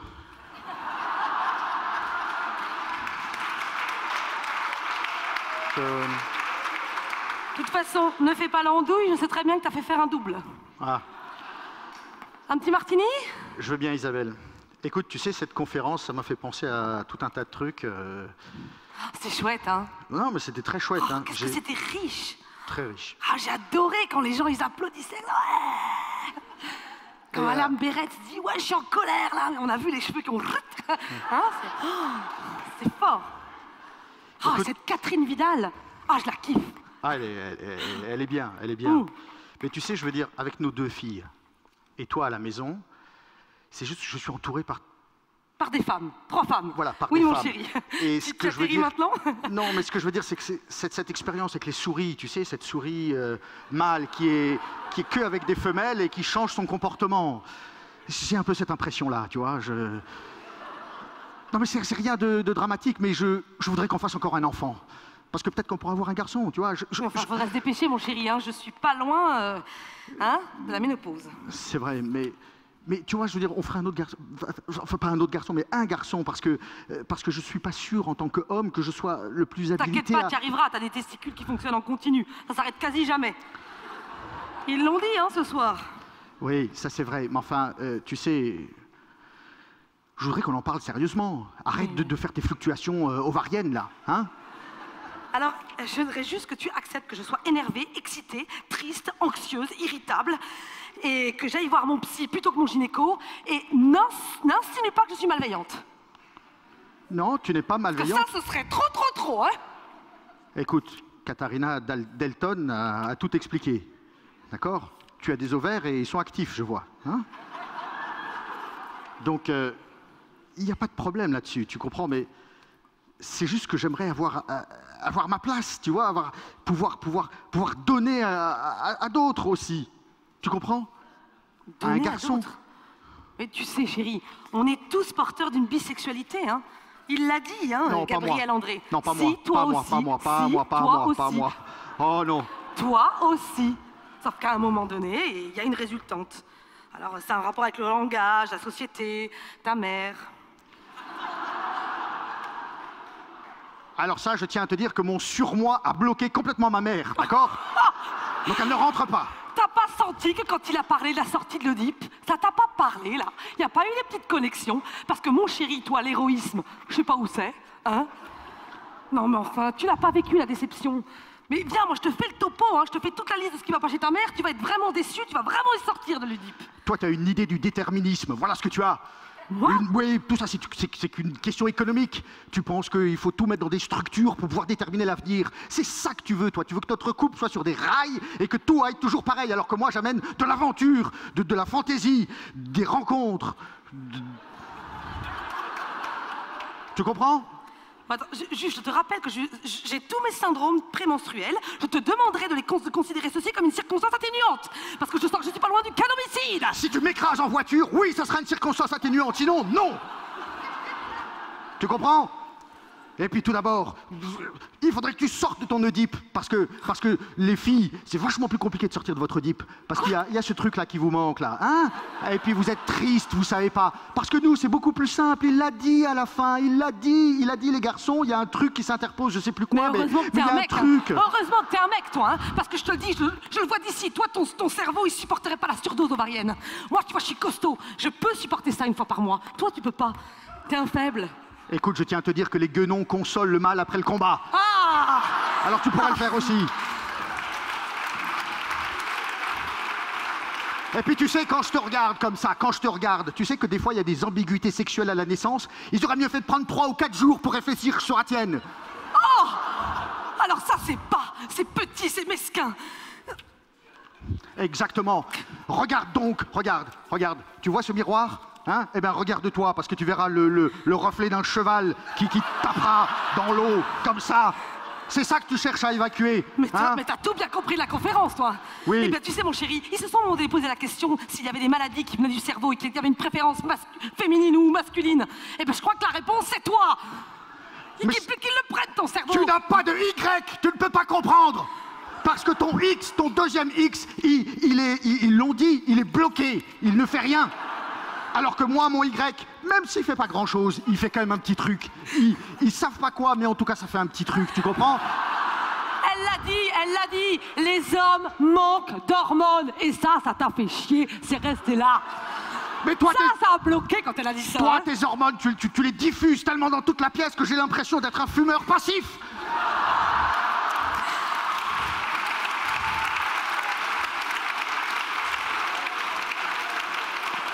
Mais pourquoi cet acharnement de continuer à dire qu'il y a une différence entre toi et moi, entre les hommes et les femmes? Tu peux pas réduire les femmes et les hommes à la biologie. Mais non, je parle de réalité sociale, de réalité biologique et de réalité idéologique. C'est de ça dont j'aimerais parler. Et puis d'abord, on parle de tout un tas de choses, et puis Béretz, il l'a dit d'ailleurs, on parle de tout, sauf de... Est-ce que le cerveau a un... Tu vois, tu penses qu'à ça. C'est tout dans ta bouche, ça.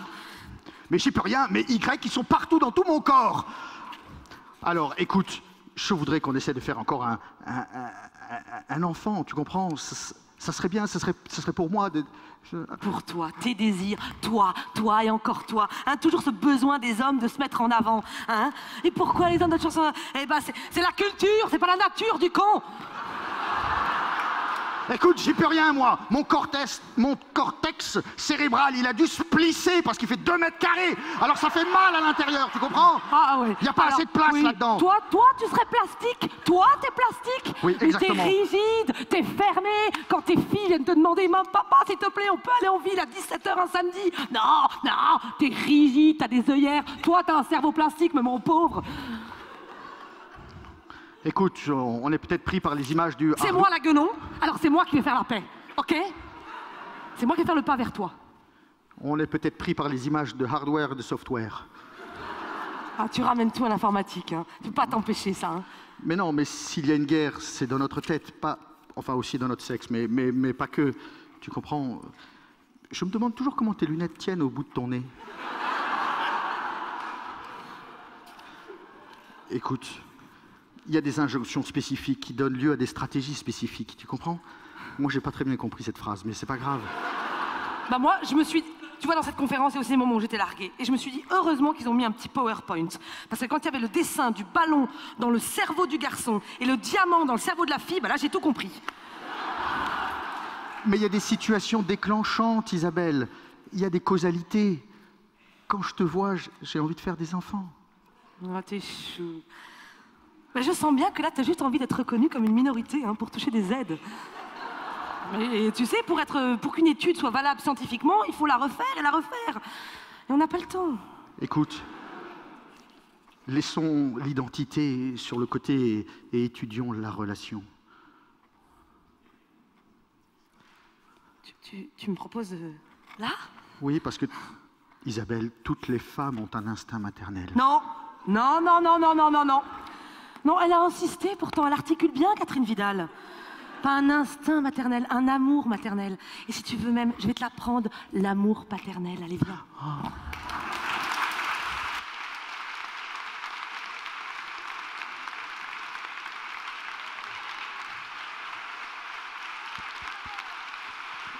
Bravo.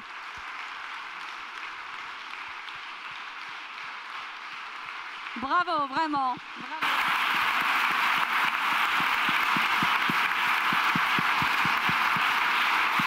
Bravo. De l'autre côté. Bravo à vous, bravo parce que voilà, j'avais bien dit que c'était encore une prise de parole, elle était excellente et ça nous a fait beaucoup de bien. Mille merci à vous. Merci et puis un immense merci à vous tous, public, strasbourgeois, alsaciens, parce que depuis le début c'est juste du bonheur. Je voudrais juste appeler quand même Emmanuel Hoff, Brigitte Becker, il y a des gens qui ont énormément qui ont, à nos côtés, à mes côtés, ont été déterminants, ont pu nous aider pour que cette édition soit faite. Alors venez vite, s'il vous plaît. Voilà, depuis 1 an, en fait, qu'on y travaille, avec à mes côtés Brigitte Becker, tant sur la recherche de contenu que sur toute la logistique. Donc un très grand merci à elle, à Matière Grise, également Mathieu Geiger qui est avec nous, qui avant de venir au forum était à Davos. Mathieu Geiger à la régie, toute l'équipe de l'Obet, Dan Leclerc, Laurent Salle, montez s'il vous plaît, c'est pas la peine de rester en bas. Voilà, et encore une fois, Dan, attends.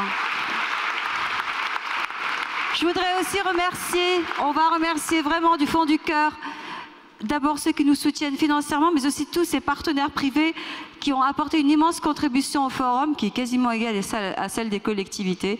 Bien évidemment, la ville, la communauté urbaine de Strasbourg, le Concert régional d'Alsace, mais aussi le Club de la presse, les dernières nouvelles d'Alsace, et puis la librairie Kléber. Un immense merci à tous et à vous tous, parce que franchement, vous êtes géniaux. Même quand j'étais fatiguée, ça allait bien.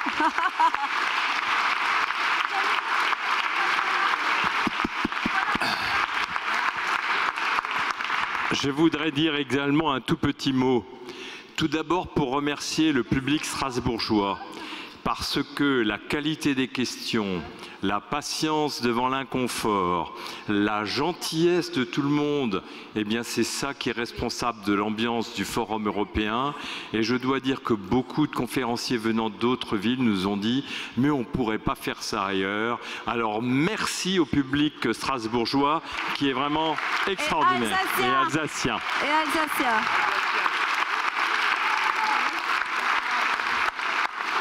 Ensuite, j'ai un autre remerciement à faire. Ils ont été près de 140 à venir et à se déplacer, souvent de très loin avec du décalage horaire. Aucun ne nous a demandé une rémunération. Ils ont tous été extrêmement forts pour répondre à vos attentes sans jargon, de manière claire, avec parfois l'inconvénient de la caricature en plein milieu de leurs paroles. Oui, enfin, ils ont été d'une patience et d'une compétence exceptionnelle. Merci aux orateurs. Aux intervenants.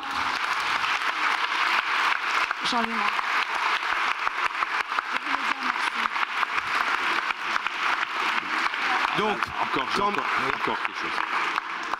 Je voudrais demander, je voudrais offrir en votre nom un bouquet à Brigitte Becker qui ne compte pas ses heures et qui vous a accueilli au téléphone pour les orateurs et qui est d'une douceur, d'une gentillesse absolue. Bravo Brigitte. Juste une précision. Au-delà de la douceur et de la gentillesse, elle est d'abord extrêmement compétente. Voilà.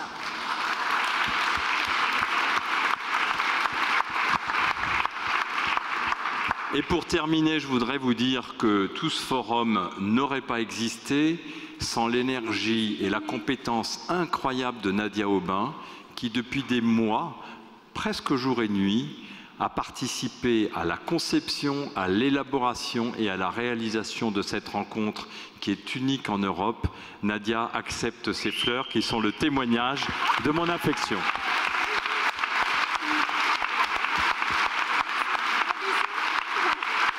Et moi aussi.